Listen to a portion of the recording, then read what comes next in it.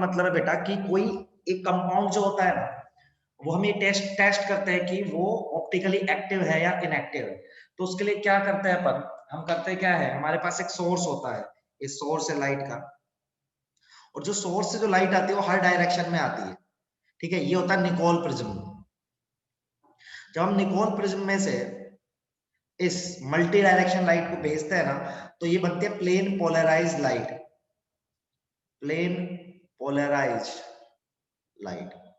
ये हमारे ज्यादा काम का नहीं है ऐसा पोर्शन। तो ये जो ऐसे लाइट हर डायरेक्शन में थी उसको हमने निकोल प्रिज्म से पास करा। निकोल प्रिज्म में पास होने के बाद वो लाइट हो गई प्लेन पोलर, मतलब एक ही प्लेन के अलोंग है। अब ये हमारा सैंपल है ग्राम पर एमएल में, यहाँ पे हमारा ऑर्गेनिक कंपाउंड रखा है, ये कंपाउंड है हमारे यहाँ पे। ठीक है, इस कंपाउंड में हमने क्या किया, प्लेन पोलर लाइट को पास करा है। तो हम 3 ऑब्जर्वेशन लेते हैं। यदि लाइट को उसने किधर भी नहीं घुमाया, जैसी लाइट थी वैसे ही रखा, तो कंपाउंड कहलाता है ऑप्टिकली इनएक्टिव। यदि उसने राइट में घुमाया तो डी बोलते हैं डेक्स्ट्रो रोटेटरी, जो मैं आगे लिख दूंगा, एल बोलते हैं लीवो रोटेटरी। तो राइट में घुमाएगा तो डेक्स्ट्रो रोटेटरी होगा, लेफ्ट में घुमाएगा तो लीवो रोटेटरी होगा। तो यदि कोई कंपाउंड प्लेन पोलराइज लाइट को रोटेट करता है तो वो ऑप्टिकली एक्टिव कहलाता है, और यदि वो नहीं करता है तो ऑप्टिकली इनएक्टिव कहलाता है। ये एक्सपेरिमेंट है छोटा सा, इसको आप नोट डाउन कर लो, इसके नीचे मैं सारा लिख रहा हूँ जो मैंने बोला है।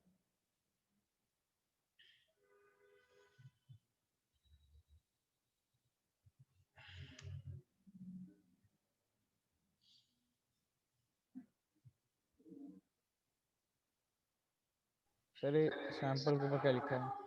सैंपल में ग्राम पर एमएल बेटा, डेंस कुछ होगा ना, कितना ग्राम पर एमएल, उसकी यूनिट जो लिया होगा। पोलरिमेट्री ट्यूब होती है वैसे तो, उसमें भरा होगा ना वो सैंपल।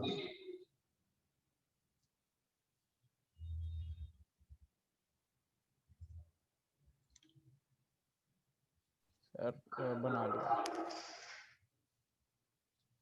लिख लिया सबने?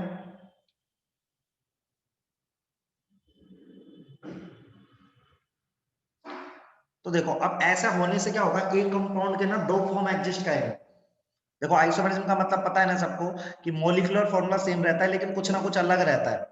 तो मान लो एक कंपाउंड जो ऑप्टिकली एक्टिव है, तो क्या उसके 2 फॉर्म नहीं होंगे? खुद सोचो, एक लाइट को राइट में घुमा रहा होगा, तो एक लाइट को किस में घुमा रहा होगा बेटा? लेफ्ट में, है ना। तो यहां से आइसोमेरिज्म हमारा बन जाता है। तो पहला पॉइंट लिख लेते हैं, certain compounds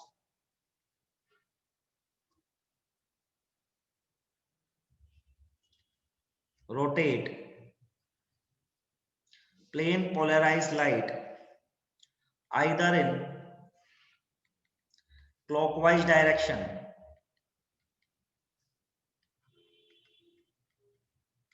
or in anti-clockwise direction।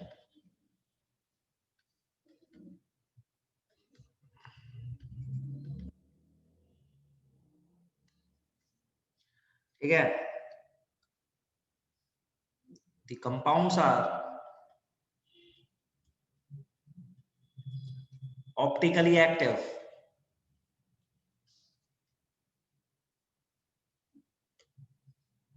and this phenomena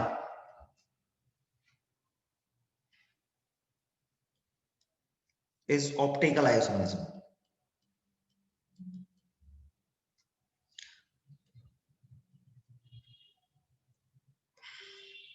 ठीक है, तो देयर आर 2 कॉइल, जो प्लस में घुमाएगा मतलब क्लॉकवाइज, उसको बोलते हैं अपन डेक्स्ट्रो रोटेटरी। जो माइनस, उसको बोलते हैं लीवो।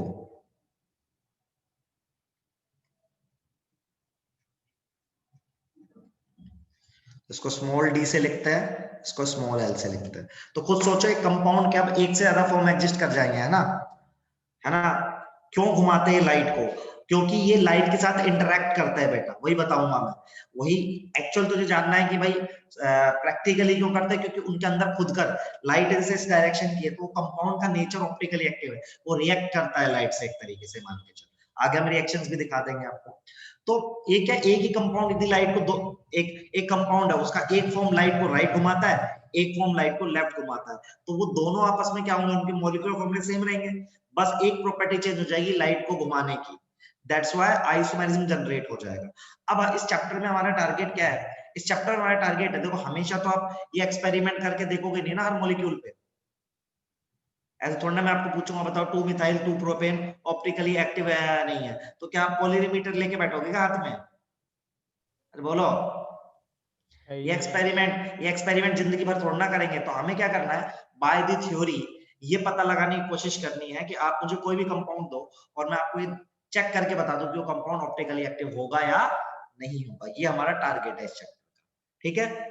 समझ गए सब लोग क्या पढ़ रहे हैं? पर ऑप्टिकल आइसोमेर में पढ़ रहे हैं, लेकिन पोलरीमीटर से नहीं देखेंगे हर बारी की लाइट राइट घूम रही है लेफ्ट घूम रही है। हम अपनी कौन से चैप्टर पढ़ रहे हैं आप? ऑप्टिकल आइसोमेरिज्म, ठीक है? तो हम पोलरीमीटर वाले एक्सपेरिमेंट से हर बार ये नहीं जानेंगे कि लाइट किधर घूम रही है, हम थ्योरी से कुछ ऐसी चीजें पढ़ेंगे जिससे हम ये पता लगा सकते हैं मॉलिक्यूल को देख के कि ऑप्टिकली एक्टिव होगा या इनएक्टिव होगा। तो सबसे पहले ये भी लिख लीजिए जो मैंने लिखा है, आगे बढ़ते हैं, कंसेप्ट पढ़ते हैं धीरे धीरे। सर ये कुछ काम आते हैं? अभी SN2 नहीं पढ़ी, R और S बोल रहा था वहां पे। हाँ वो उसके लिए SN2 में 1 में 1 में तो दोनों बनते हैं, बताया तो था, रेसिमाइजेशन हाँ, होता है हाँ। वो सब अभी बता दूंगा कहाँ क्या यूज होता है, पढ़ बहुत भयंकर डिटेल में भी नहीं जाऊंगा, लेकिन सब चीजें पता होनी चाहिए एटलीस्ट आपको, कहीं ना कहीं कुछ ना कुछ काम आ जाए। ऐसा टाइम लगेगा चैप्टर को पढ़ने में भी, हमें 2-3 लेक्चर लगेंगे। कुछ पोर्शन है जो मैं बिल्कुल ही मना कर दूंगा, आप स्किप भी कर सकते हैं, लेकिन मैं पढ़ाऊंगा, ठीक है? मतलब प्योरली एडवांस बेसिस में आता है, बहुत ही टफ क्वेश्चन होते हैं तब आता है, नीट में भी आ सकता है, मतलब तो वो आपकी मर्जी रहेगी, मैं आपको बता दूंगा, आपका मन करे तो आपको कर लेना, छोड़ना है तो छोड़ देना, बहुत बड़ा उसके लिए कोई टेंशन वाली बात नहीं है, कभी कभी आता है, क्योंकि ऐसा कुछ मुश्किल मतलब बहुत रेयर है कि पूछा जाए ऐसा। सर आप RS भी पढ़ाओगे? सब पढ़ा रहा हूँ बेटा, सब पूरा ऑप्टिकल एक्सपेरिमेंट पढ़ाऊंगा मैं इसमें, जो कुछ भी आएगा, ठीक है? आगे बढ़े। यस चलिए अब हम सबसे पहला कंसेप्ट पढ़ेंगे कायरल सेंटर। कायरल सेंटर का मतलब यूज क्या आएगा वो मैं आगे सिखाऊंगा, लेकिन सबसे पहले सिखाना आपको कायरल सेंटर क्या होता है, ठीक है? तो कायरल सेंटर क्या होता है, एक sp3 कार्बन होना चाहिए, ठीक है? sp3 कार्बन होना आपने चाहिए। हमें पढ़ाया नहीं था वहां पे? पता नहीं बेटा, पढ़ ले, अब मुझे याद नहीं है, मैं पूरा पढ़ा रहा हूँ, मुझे याद नहीं आ रहा, क्योंकि तो sp3 कार्बन होना चाहिए। तो सर मुझे याद सर इसके नोट्स वाले बना रखे हैं। कोई बात नहीं, फिर से देख लो, फिर से देख लो, पढ़ने फिर पूरा नहीं, पूरा थोड़ा ना पढ़ा दिया, पूरा पढ़ा दिया ऑप्टिकल एनेंशियोमर वेनेंशियोमर। हाँ सर, आपने एनांशियोमर्स, डायस्टीरियोमर्स ये सब पढ़ाया। यार आप लोग ही तो मना कर रहे थे मुझे इतने दिनों से। मैंने कभी मना नहीं किया सर, आपने पूछा ही नहीं मुझसे कभी। सब लोग तो मना कर रहे थे कि मैंने नहीं पढ़ा है। तो कोई नहीं, तो दोबारा सर बता दो। पढ़ लो, कोई बात नहीं, दोबारा पढ़ लो, रिवीजन हो रहा है, कोई बात नहीं। तो नोट जिसके पास है प्रॉपर ना बनाए, ठीक है? तो sp3 hybridise carbon having 4 different group,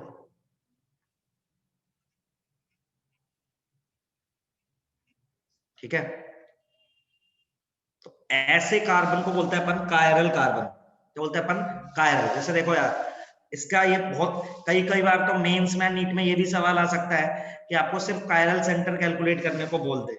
जैसे आप देखो मैंने स्ट्रक्चर बनाया, इसमें कायरल सेंटर ढूंढ के देखेंगे तो सब लोग ध्यान से देखो, फिर आपको कुछ क्वेश्चन भी दूंगा। इस कार्बन को देखो बेटा, इस कार्बन को सब लोग देखो, यहाँ पे एक हाइड्रोजन है, एक क्लोरीन है, दोनों अलग अलग हो गए। अब देखो इससे जुड़ा ये ग्रुप और उससे जुड़ा ये कार्बन, क्या ये दोनों कार्बन अलग अलग है? हाँ, इस कार्बन पर सारे हाइड्रोजन, इस कार्बन पर क्या है? ऑक्सीजन। तो जो येलो वाला कार्बन है ये कैसा है बेटा? समझ रहे हो सब लोग? मतलब एक ऐसा sp3 कार्बन, sp3 मतलब जिसकी 4 कनेक्टिविटी होनी चाहिए, ठीक है? 4 कनेक्टिव वाला होता है sp3। तो एक ऐसा sp3 कार्बन जिसपे चारों ग्रुप अलग अलग जुड़े हो, वो कहलाता क्या है बेटा? Chiral carbon. ये सबको बात समझ में आई? ओके। लिखो इसको फटाफट, इसके क्वेश्चन करते हैं। कोई बात नहीं, दोबारा पढ़ लो, क्या जा रहा है?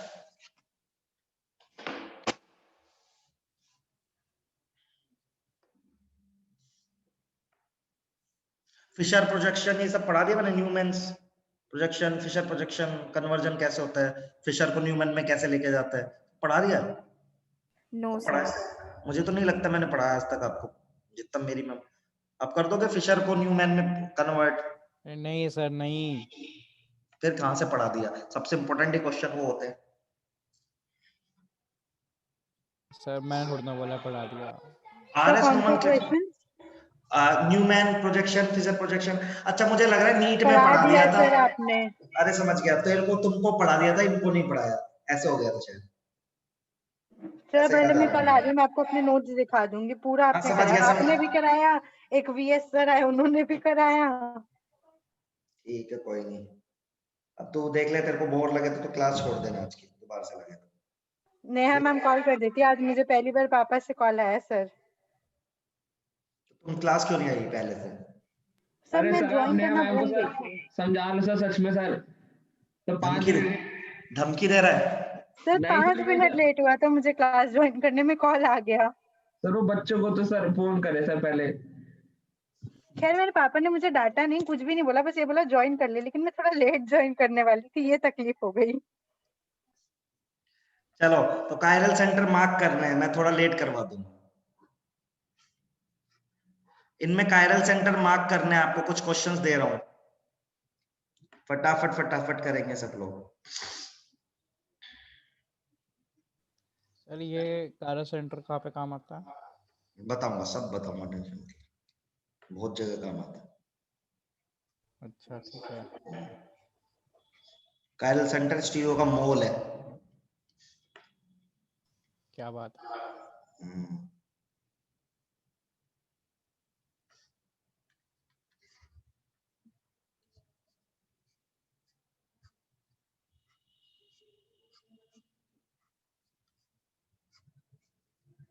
इन सब में कायरल सेंटर मार्क करो फटाफट सब लोग। 4 ग्रुप देखने बेटा, चारों डिफरेंट होने चाहिए बस।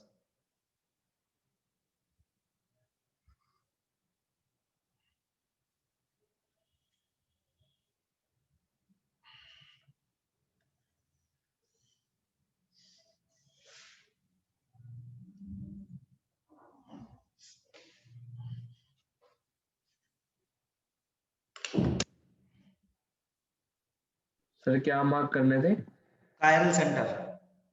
तो इसमें क्या बोल रहा हूं मैं, इस संडे का टेस्ट का तो पता ही है आपको, इस संडे टेस्ट है। Yes sir. तो मैंने सिलेबस तो बता ही रखा है आपको already. Halo alkanes, halo arene और अल्कोहल फिनोल ईथर, एनसीईआरटी से पूरा पढ़ेंगे आप, उसमें से पेपर आएगा। यस।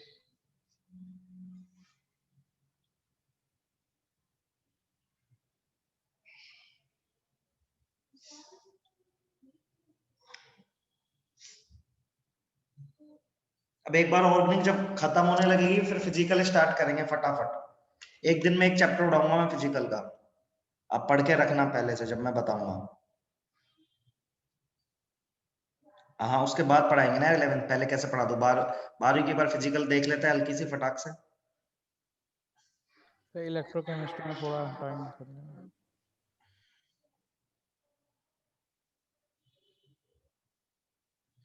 पहले मैं खत्म, पहले 12वीं का ही कराऊंगा यार पूरा, उसके बाद ही मैं 11वीं पे जाऊंगा। ठीक है, उससे पहले नहीं जाऊंगा।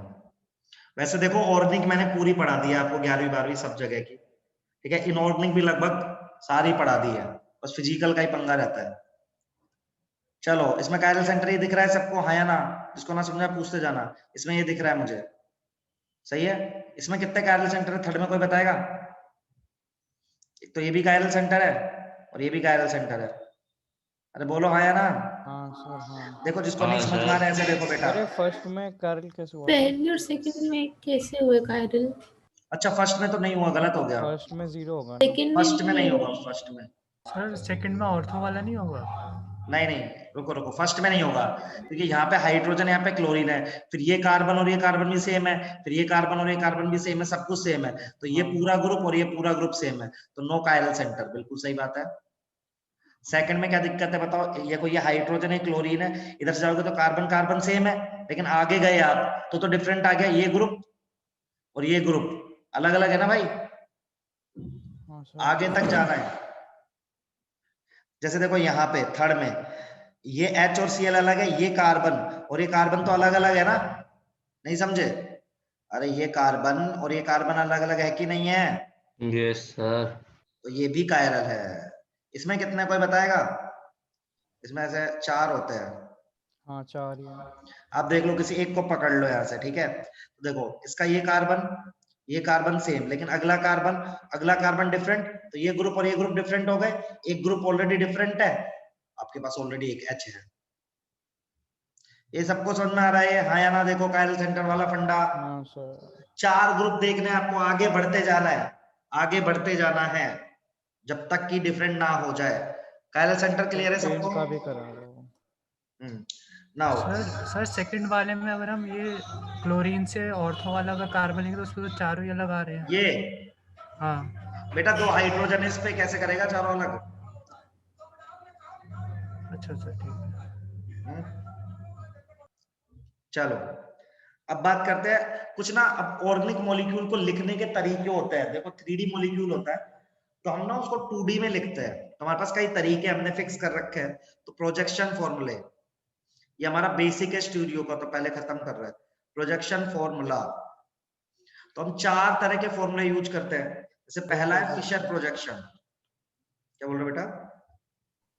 कुछ नहीं सर। फिशर प्रोजेक्शन, तो फिशर प्रोजेक्शन में क्या करते हैं बेटा, अपन ऐसे लाइन खींचते हैं।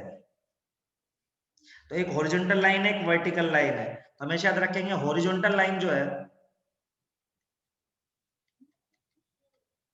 Towards viewer,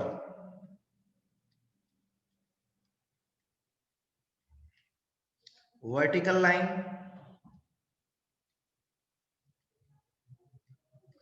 away from viewer. देखो क्या मतलब मैं बताता हूं। ये टेट्राहेड्रल है, मान लो ABCD, टेट्राहेड्रल है। टेट्राहेड्रल की शेप कैसी होती है, यदि आप इमेजिन करेंगे, बस भी पेन नहीं है, 1-2 पेन लेके आता हूँ, तो दिखाता हूँ, या फिर मैं ऐसे दिखा देता हूँ। तो देखो टेट्राहेड्रल इमेजिन करोगे तो ऐसा रहेगा ना, सब इमेजिन करना। देखो ऐसे पेन है ना, 3 लोग तो ऐसे रहेंगे और एक ऊपर रहेगा, तो ये इसको ऐसे घुमा दो, तो एक मेरी तरफ आ रहा है, ऐसे एक मेरी तरफ और आ रहा होगा, दिख रहा है क्या? हाँ सर। नहीं दिख रहा होगा, 2 मिनट दो, पेन लेके आता हूँ।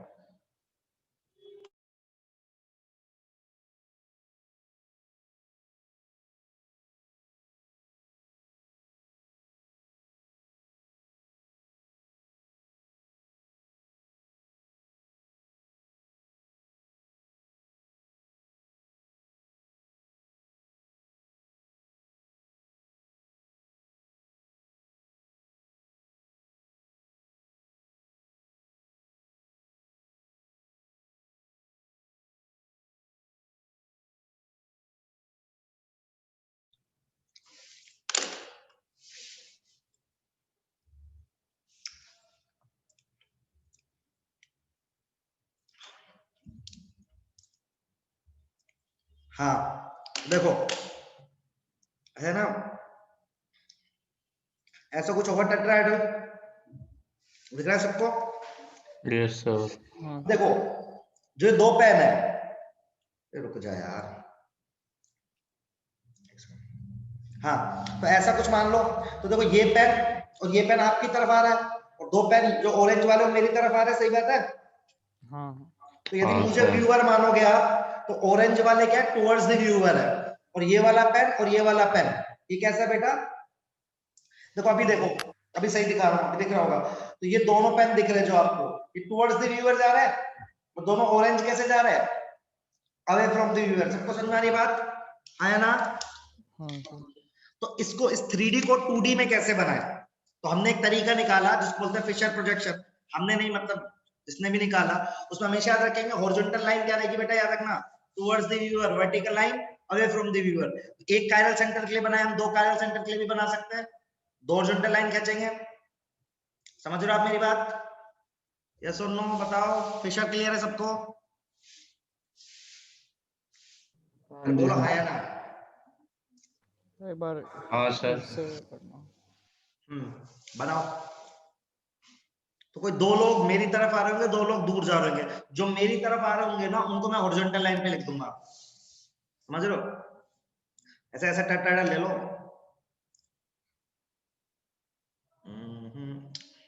रुको, अगले में बताता हूँ, रुको, ये तो समझ में आ ही गया होगा। 3D में दिखा, अब तो ये तो मैंने 3D में दिखा दिया आपको सच्ची मुच्ची में। सर ये हॉरिजॉन्टल का क्या था? हॉरिजॉन्टल टुवर्ड्स व्यूअर, अच्छा ठीक। Vertical away from the viewer. तो ये काम आएगा क्योंकि ऐसे ही बना आएगा आपको फ्यूचर में, मॉलिक्यूल्स ना ऐसे बना के देंगे आपको। सेकंड तरीके का नाम है वेज डैश। आपने बहुत बारी बना हुआ भी देख लिया होगा ये। हाँ जी सर, देखा है।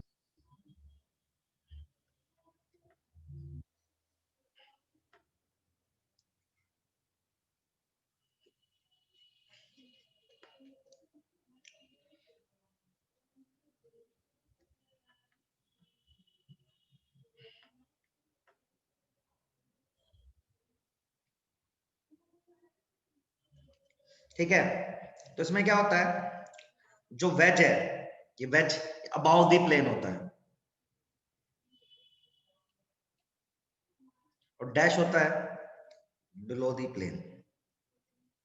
कैसे बता समझाता हूं, रुको 1 मिनट में।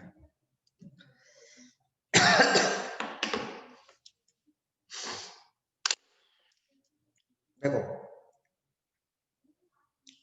ऐसा कुछ टेट्राहेड्रल इमेजिन करो फिर से, ठीक है। अब ना कोई दो आदमियों को एक प्लेन में मान लो, इसको और इसको मैंने प्लेन में मान लिया, इन दोनों को एक प्लेन में मान लिया, समझ में आ रही है? जो ब्लू पेन है मैंने किसमें मान लिया? प्लेन में। देखो एक पेन ऊपर की तरफ जा रहा है, एक पेन नीचे की तरफ जा रहा है कि नहीं जा रहा है? इस प्लेन में देखो ऐसे, ये प्लेन मान लिया, दिख रहा है? ये प्लेन है, ये प्लेन है, ये प्लेन। इस प्लेन में एक पेन ऊपर की तरफ जा रहा है, एक पेन नीचे की तरफ, देख पा रहे हो? Yes sir. या कोई भी प्लेन मान लो आप, यदि आप दोनों ऑरेंज पेन से एक प्लेन बना लो, दोनों ऑरेंज से आप एक प्लेन बना लो ऐसा। देखो एक पेन ऊपर है, एक पेन नीचे है, एंगल पे 90 डिग्री पे नहीं है, पर जा रहा है ऊपर नीचे, समझ में आ रही बात? Yes sir. यदि आप मुझे देख रहे हो तो दोनों ऑरेंज प्लेन को एक प्लेन मान लो ऐसे बेटा, और दिख जाएगा आसानी से। एक पेन ऐसे, एक पेन नीचे, बोलो हाँ या ना? सबको समझ में आ रहा है? तो एक तरीका ये भी है 3D में टेट्राहेड्रल को देखने का, या नंबर ऑफ टेट्राहेड्रल को देखने का, कि हम वेज डैश में ये चीजें शो करते हैं। तो वेज का मतलब होता है वो ऊपर है प्लेन के, ये दोनों, इन दोनों से प्लेन बन रहा है अपना, समझ रहे हो? इन दोनों एटम से क्या बन रहा है? प्लेन ऐसे, तो एक ऊपर एक नीचे,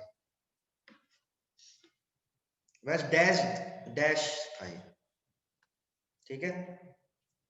चलो नेक्स्ट।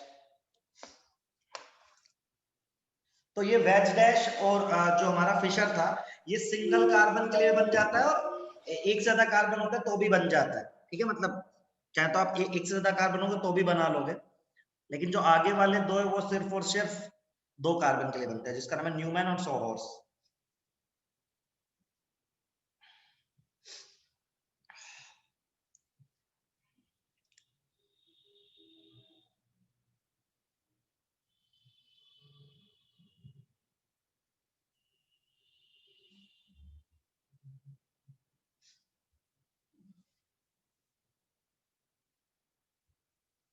हो गया इतना?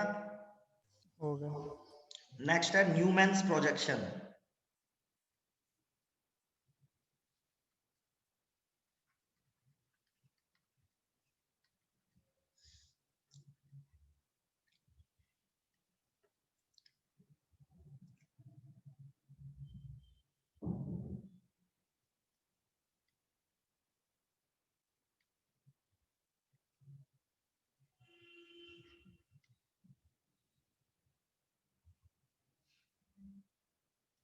देखो यार, इसको कैसे समझोगे? ये फ्रंट कार्बन है, ये मान लो रियर कार्बन है, ये 2 कार्बन के लिए बनता है। जैसे मान लो आपके पास ऐसा है, कार्बन कार्बन, यहाँ पे लिखा है CH3, यहाँ पे लिखा है H, यहाँ पे मान लो लिखा है Cl, यहाँ पे भी कुछ 3 लोग जुड़े हुए हैं।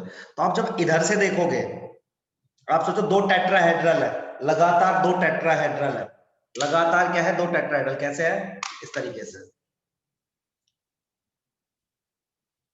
ये है ना, ऐसे टेट्राहेड्रल है। मैं अपने को वो करता हूँ, तो देखो ऐसे दिख रहा है आपको? अभी दिख रहा है सबको? क्लियर? ऐसा दिखा? यस ऐसे सर। ही तीन पेन उस तरफ है बेटा, समझ रहे हो? ऐसे ही तीन पेन कैसे उस तरफ है, तो जो आप सामने से देखोगे तो आपको क्या नजर आएगा? सिर्फ ये तीन ना, आगे के तीन। हाँ इसको बोलेंगे फ्रंट कार्बन, हाँ सर। और इसके पीछे क्या है? बैक कार्बन, जो तीन है इसके पीछे। समझ रहे हो सब लोग? यस हाँ जी सर। सर। तो ऐसे देखो, नीचे से देखोगे तो ऊपर मान लो, तो नीचे वाले को फ्रंट और उसको बैक, तो इसको अपन दो कार्बन के लिए ड्रॉ करते हैं, तो इस तरीके से ड्रॉ करते हैं। देखो तरीका क्या है अपने पास बेटा, ऐसा है कि ये फ्रंट कार्बन है, बैक कार्बन, दोनों को मिला देते हैं ऐसे, तो ये बन जाता है अपने पास। इसको बोलते हैं न्यूमैन प्रोजेक्शन।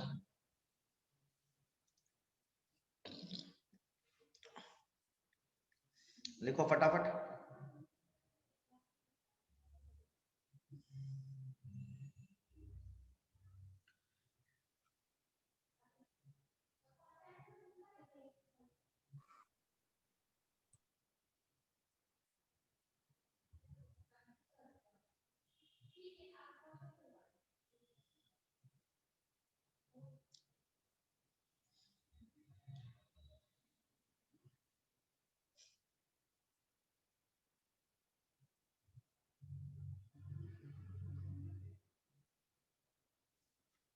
हो गया इतना?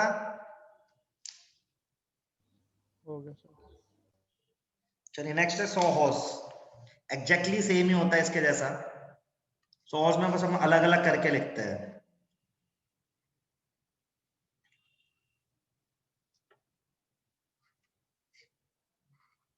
सोहॉस भी सेम है बेटा, बस हम सर्कल नहीं बनाते, हम ऐसे लिख देते हैं जैसे मैंने बनाया। समझ रहे हो? एक इसमें भी ये फ्रंट कार्बन है और ये रियर कार्बन है। समझ रहे हो आप? बस खोल के गोले में नहीं लिखा, वैसे ही लिख दिया। न्यूमैन और सोर्स लगभग सेम ही होते हैं, लगभग।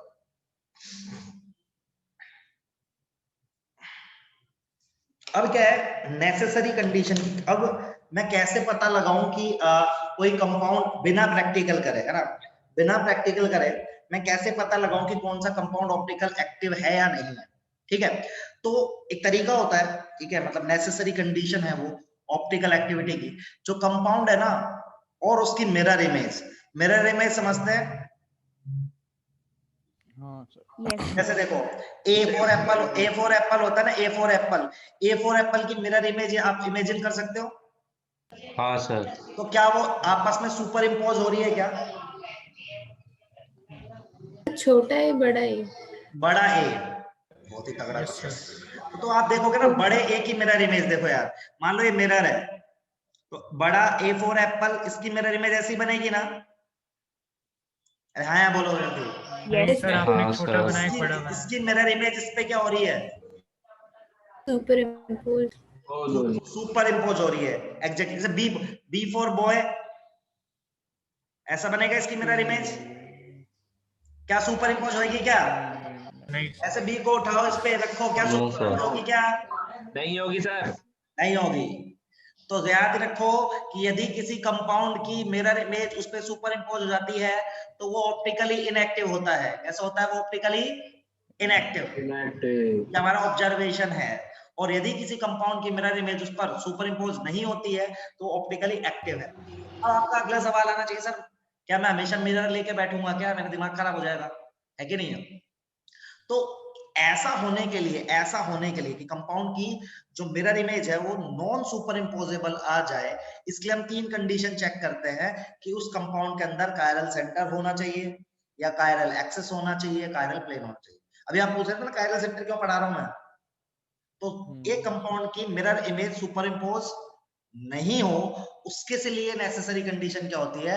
उसके अंदर कायरल सेंटर का आना। अब बताते हैं कैसे, सुनना 2 मिनट, थोड़ा सा एक बार लिखवाने देना। तो मैं लिख रहा हूं necessary condition,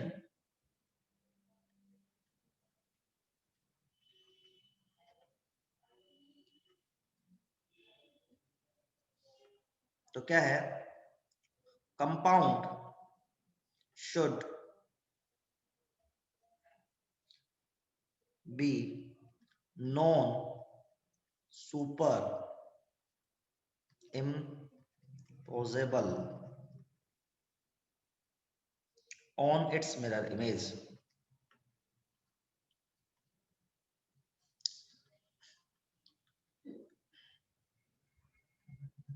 and the property of being chiral, ऐसे कंपाउंड बोलते हैं chiral मतलब optical active, being chiral is known as chirality. chirality मतलब ऑप्टिकल एक्टिविटी की मतलब है, ठीक है। दूसरा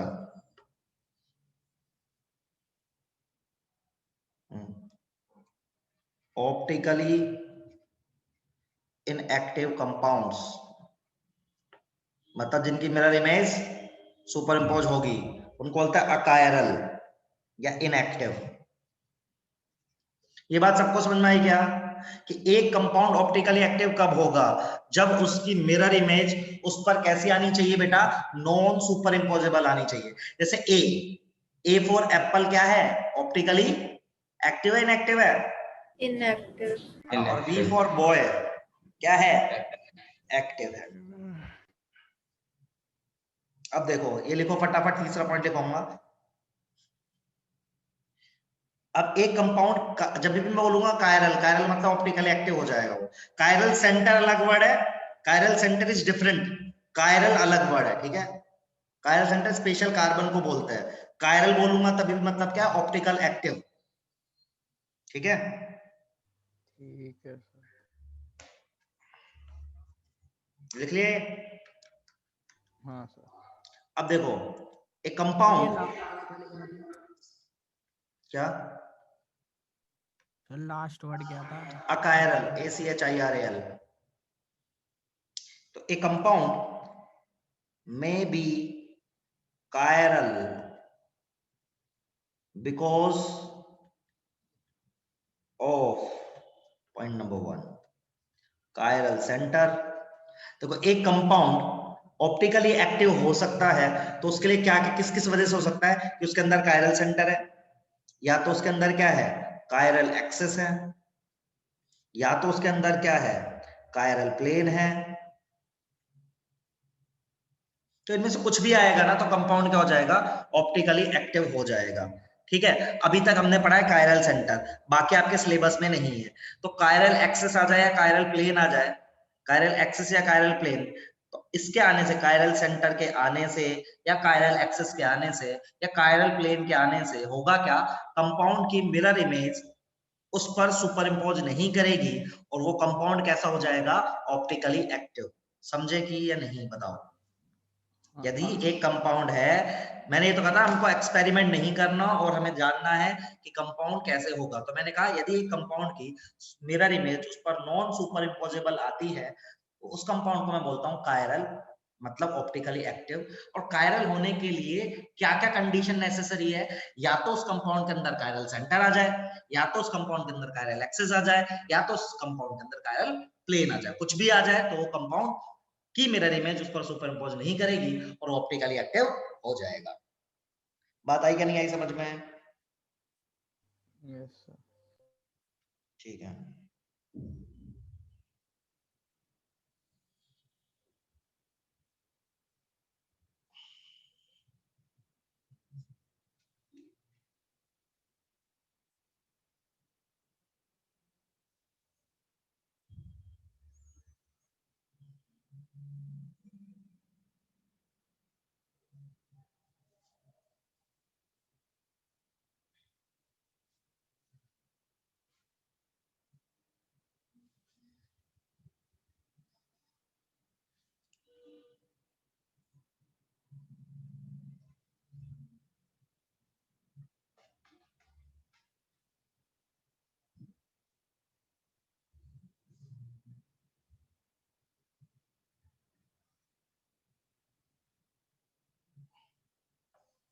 लिखा इतना?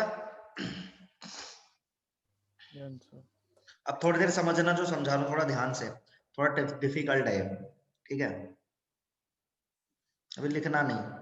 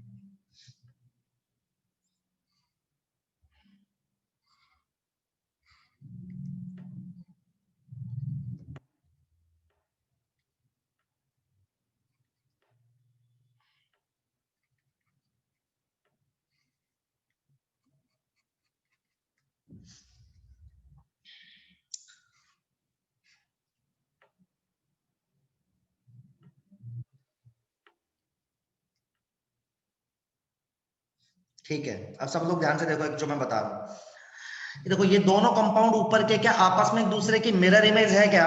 यस और नो? Yes sir. दिख रहा है मिरर इमेज है ना? हाँ हाँ देखो ये वाला कंपाउंड क्या इसकी मिरर इमेज है ना यार? देखो ना यार, ऐसे ही तो है। सर। मान लो मेरे हाथ की मिरर इमेज बनेगी, ऐसे ही तो बनेगी।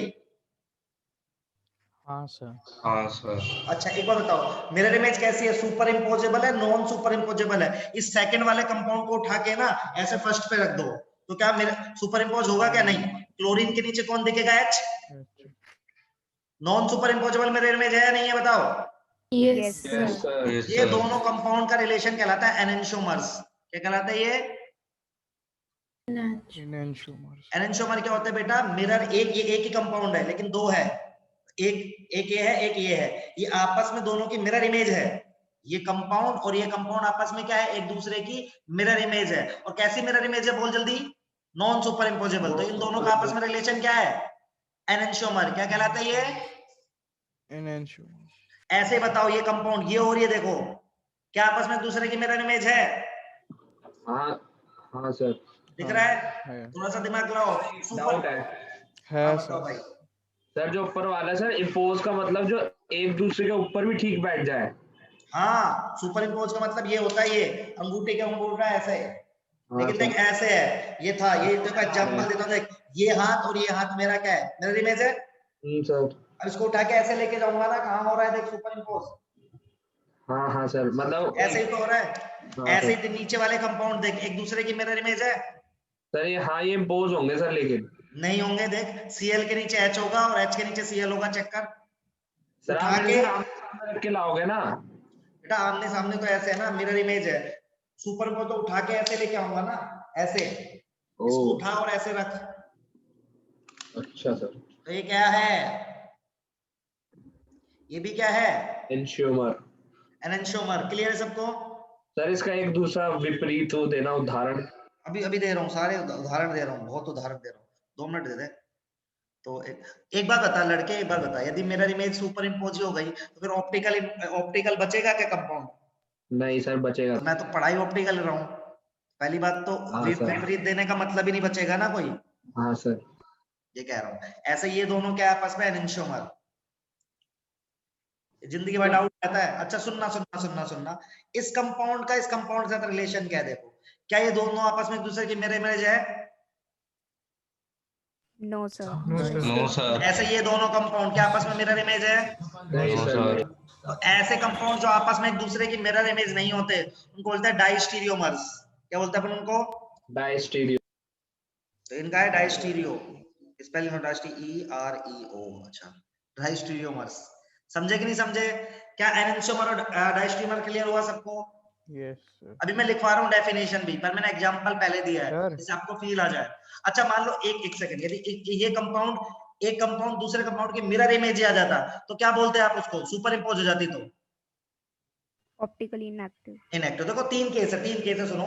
मान लो ये आदमी इसकी मिरर इमेज है, ये दोनों है ना आपस में क्या है? Mirror image.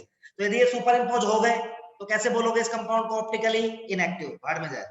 यदि इनकी मिरर इमेज सुपर इम्पोज नहीं हुई तो ये दोनों क्या कहलाएंगे? एनेंशियोमर। और यदि एक दूसरे की मिरर इमेज ही नहीं है, एक दूसरे की मिरर इमेज ही नहीं है, तो क्या कहलाएंगे? इनऑप्टिकल। नहीं, डाइस्टीरियोमर। डायस्टीरियो। यार के मजे ले लो। सही है? अरे समझे कि नहीं समझे यार कुछ? ये डायस्टीरियोमर्स का काम है बेटा जो एक दूसरे की मिरर इमेज ना हो बट ऑप्टिकली एक्टिव हो।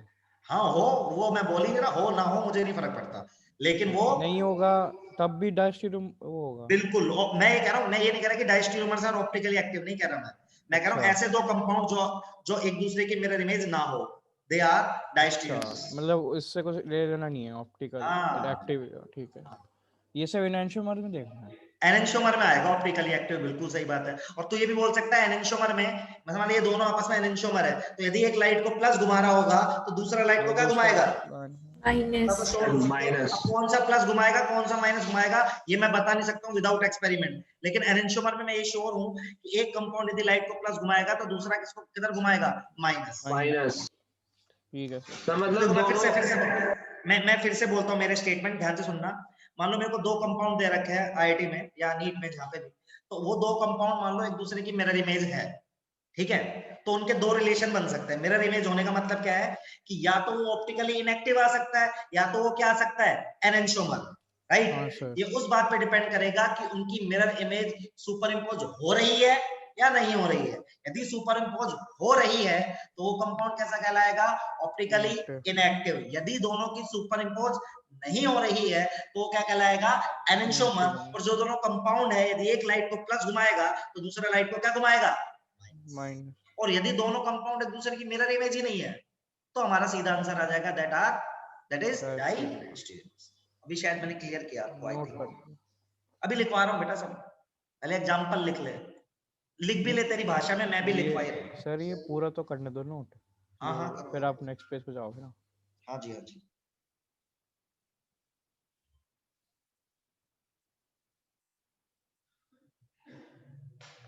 सर ये जो स्ट्रक्चर बना है ये मतलब 3D में कैसे बनेगा, तो मतलब फिशर है ना, दो टेट्राहेड्रल है बेटा, अभी दिखाया तो था, तीन ऐसे।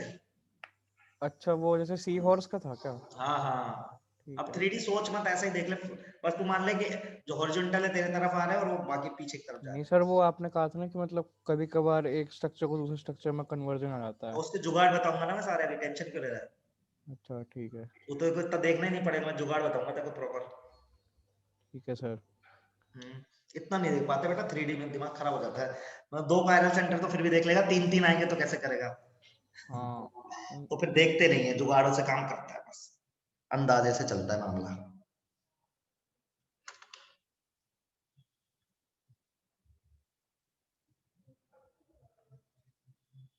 सर हाँ जी बेटा। सर आपने कहा जो डायस्टीरियोमर होते हैं वो मिरर इमेज नहीं बनाते मतलब, तो सर अगर मैं कार्बन का साथ में जो ग्रुप लगा है वो चेंज कर दूं तो तब भी मिरर इमेज नहीं होगा, तो तब भी ठीक उन्हें है, डायस्टीरियोमर हाँ बोलेंगे? जी बिल्कुल कहेंगे। तो जो और अच्छी बात बता, तो ज्योमेट्रिकल आइसोमरिज्म आता है तुझे? हाँ सर। तो ज्योमेट्रिकल आइसोमर्स और डायस्टीरियोमर्स वो भी तो मिरर इमेज नहीं होते ना। सिस क्या ट्रांस की मिरर इमेज होता है? नहीं नो सर, सर। अपोजिट होते हैं दोनों। इसलिए उनको भी बोल सकते हो डायस्टीरियोमर्स। डायस्टीरियोमर्स आर नथिंग, दो मॉलिक्यूल जो आपस में एक दूसरे की मिरर इमेज नहीं होनी चाहिए, बस सिंपल। सर सिस तो वही होते हैं जो एक के ऊपर एक कंपाउंड सेम और ट्रांस इस मतलब सेम साइड में होंगे दोनों ट्रांस, मतलब तो सिस कभी ट्रांस की मिरर इमेज हो ही नहीं सकता, कुछ भी कर लो चाहे। सही बात है ना? सही है भाई। अंशुल तेरे डाउट हो गए सर खत्म? लेकिन डायस्टीरियोमर के लिए कंपाउंड तो सेम ही होना चाहिए ना वो दोनों। यार कंपाउंड तो आइसोमर होना चाहिए ना, तो सिस ट्रांस हाँ आपस वही। में आइसोमर तो होंगे ना। आइसोमर का फंडा ही जब एप्लीकेबल है जब मॉलिक्यूलर फॉर्मूला सेम रहे। ये चारों कंपाउंड का मॉलिक्यूलर फॉर्मूला सेम है, चेक कर लो आप। हाँ सर। मॉलिक्यूलर फॉर्मूला बदल गया तो फिर तो आइसोमर ही नहीं हुआ ना यार, फिर तो मतलब ही नहीं है। हाँ sir.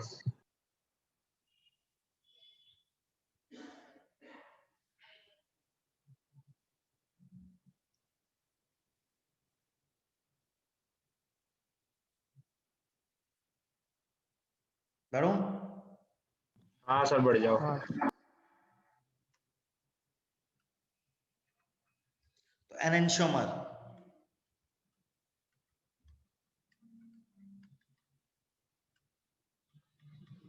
so these are the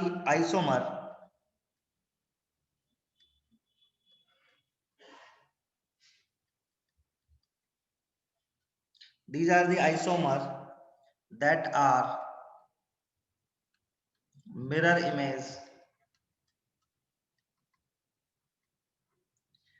image of each other। यहां पे ब्रैकेट में लिख रहा हूं non superimposable. Second point, enantiomers. अच्छा बताओ फिजिकल प्रॉपर्टी एनेंटियोमर्स की कैसे रहेंगी? सेम ही रहेंगी यार, कि मोलर मास सब तो सेम ही है, सही है ना? हाँ सर। तो देखो enantiomers have same physical property,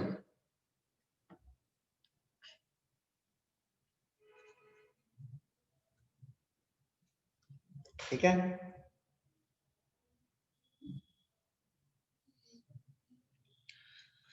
हाँ,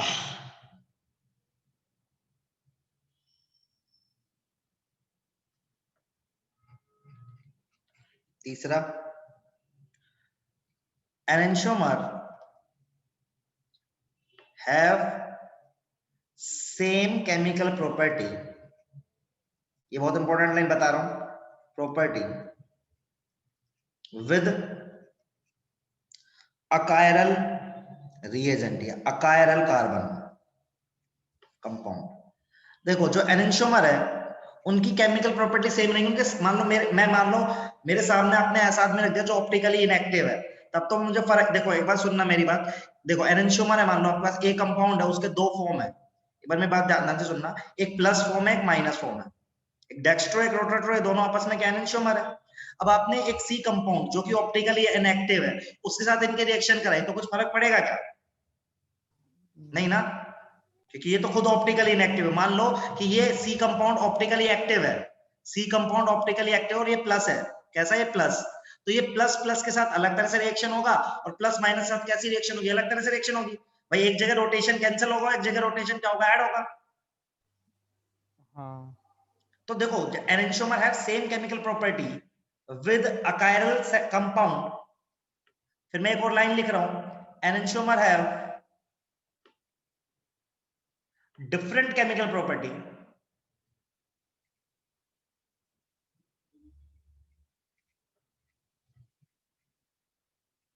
विद कायरल कंपाउंड। ये बात समझ में आती है कि नहीं आती सबको, बताओ भाई।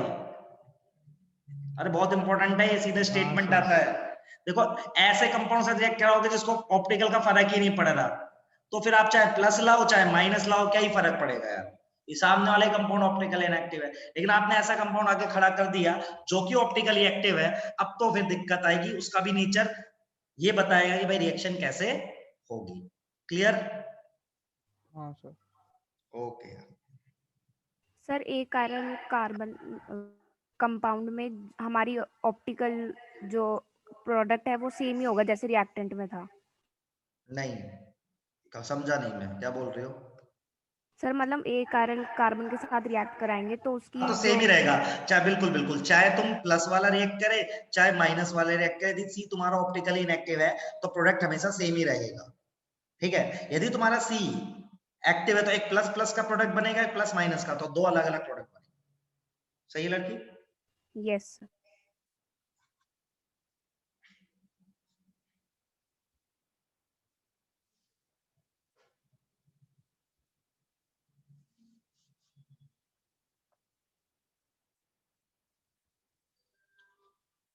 हैंग हो गया कंप्यूटर। भाई तुम्हारी क्लास में मतलब अलग तरह का श्राप लगा हुआ है, मतलब एक क्लास ऐसे नहीं जाता इसमें कुछ गड़बड़ नहीं। अब आ गया। हुआ था सर ऐसा एक बार कि नहीं हुआ था कंप्यूटर हैंग।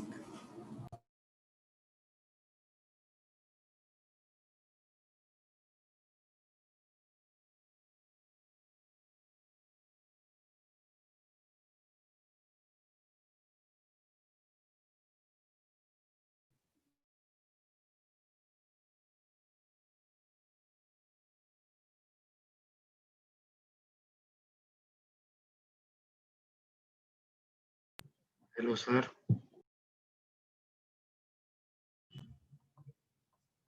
भी मैं आवाज आ रही है मेरी? हाँ सर, आप भी आ रहे हो, आपकी आवाज भी आ रही है। चलो, वो मोमेंट आ ही जाता है जिसका आप सबको बेसब्री से इंतजार होता है। आज तो बहुत देर बाद है, वरना 5:30 के करीब है होता। आज तुमने लेट कराया ना ये काम। सर आजकल होता भी बहुत थोड़ी देर के लिए कंप्यूटर हैंग। क्या कंप्यूटर नहीं, तुम्हारी क्लास में जूम ही क्रैश हो जाता है मेरा, हर क्लास में जूम क्रैश, तुम्हारी क्लास में जूम क्रैश होता है शायद। आप सुबह से चला रहे होगे ना? क्या? आप सुबह से चला रहे होगे ना? हाँ अभी तो sir.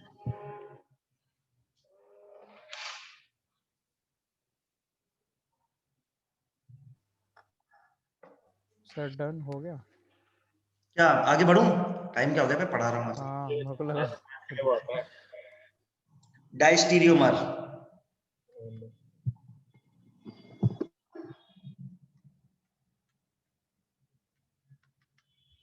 so the compounds which are not mirror image of each other,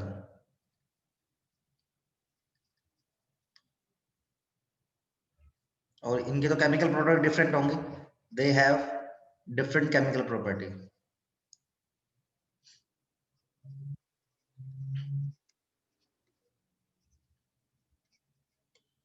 ठीक है, चलो डन सर। डन ना। अब एक छोटा सा टॉपिक और पढ़ा रहे हैं, रेसिमिक मिक्सचर, फिर देखेंगे कितना टाइम बचा उसके हिसाब से पढ़ाएंगे। ठीक है, 2-3 बार में पढ़ाएंगे थोड़ा सा इसको, रेसिमिक मिक्सचर। तो देखो रेसिमिक मिक्सचर क्या होता है, SN1 का प्रोडक्ट होता है रेसिमिक मिक्सचर। सही बात है, मैं याद भी दिलाता जा रहा हूँ। रेसिमिक मिक्सचर क्या होता है, देखो आपने ना मान लो ऐसा होता है कि आपने मान लो एक कंपाउंड है इक्वल अमाउंट में, मान लो आपने A था, उसके 2 एनेंशियोमर है, एक प्लस घुमा रहा है एक माइनस घुमा रहा है, और दोनों का इक्वल कंसंट्रेशन डाल दिया, इसका भी C1 इसका भी C1, तो नेट रोटेशन क्या हो जाएगा, आपस में कैंसिल हो जाएगा कि नहीं हो जाएगा? हाँ भाई मान लो एक 2 एनेंशियोमर है, एक के 2 एनेंशियोमर है, और एनेंशियोमर में जो, ठीक है, जो 2 कंपाउंड है, 2 कंपाउंड में हम कह रहे हैं कि इक्वल कंसंट्रेशन में डाल दिया। सो इक्वल कंसंट्रेशन में डालने से दोनों एक दूसरे को, मान लो एक +30 घुमा रहा है एक -30 घुमा रहा है, तो नेट कंसंट्रेशन भी इक्वल ही है, तो हमारा नेट रोटेशन क्या हो जाएगा बेटा, 0 हो जाएगा। And that particular mixture is racemic mixture. तो रेसिमिक मिक्सचर क्या होता है, ऑप्टिकली इनएक्टिव होता है। तो इसकी डेफिनेशन लिखते हैं, equimolar concentration of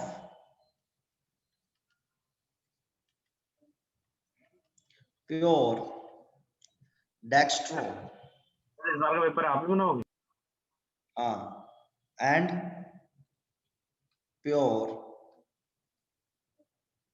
levo rotatory form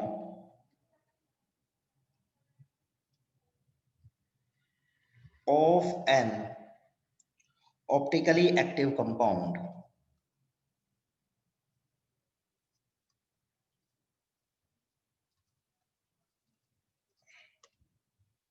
forms a racemic mixture.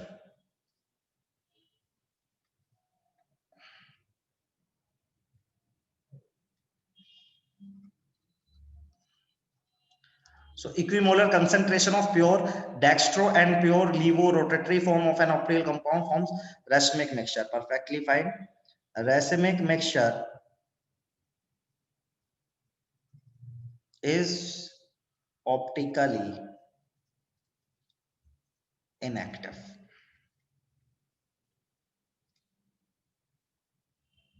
बढ़िया।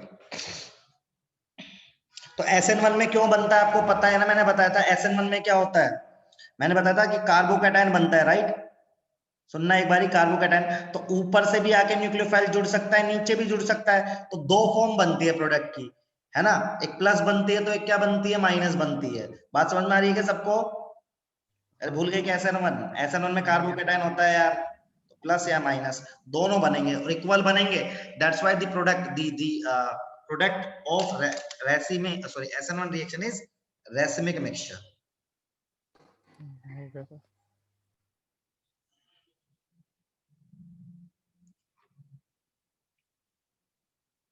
अब कल से R और S पढ़ाना है, तो बस सीधा RSTL ये पढ़ाना है मुझे आपको, बस फिर और रेजोल्यूशन पढ़ाऊंगा आपको। सर एक बार सर आप SN1 SN2 दोबारा पढ़ा दो। क्या SN1 और SN2 दोबारा पढ़ाऊं? SN1 SN2 तो 10 बार पढ़ा दिया यार, इतना आसान। ऑप्टिकल इनएक्टिव क्यों होता है? क्या सर ऑप्टिकल इनएक्टिव